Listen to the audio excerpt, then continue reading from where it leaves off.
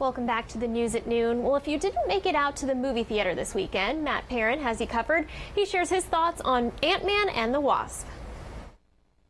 Welcome to another Monday. The 2018 box office continues to impress, being almost 10% higher than last year. While this weekend saw Incredibles 2 become the first animated film to top $500 million at the domestic box office, the weekend was won by the newest entry in the Marvel Cinematic Universe. Ant-Man and the Wasp had a strong opening as expected for any new Marvel movie, and interestingly enough, a huge chunk of the earnings came on Friday night, which is a first for an MCU opening.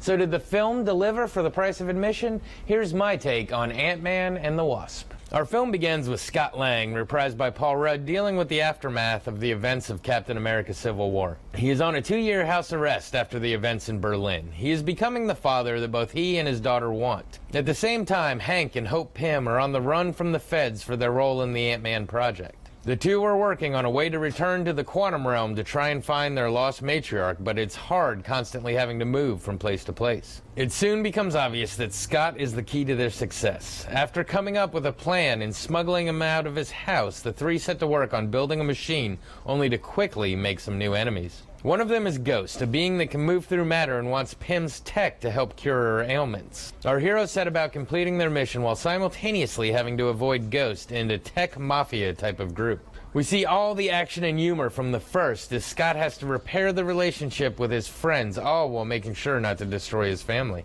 As the movie progresses, we see our heroes teaming up with some friends from the past and racing against both time and their foes to accomplish what needs to be done. We see balancing acts on all sides and the humorous use of the shrink tech that so enamored us of the first film. As the action plays out, we as the audience actually find ourselves tensing at the near misses and the juggling acts, and as exciting as the action is, it's the characters that actually make this film what it is. So, what to say about this one? I'll get my one disappointment out of the way immediately, and that is the film is called Ant-Man and the Wasp, but we don't actually get to see that much Ant-Man and the Wasping.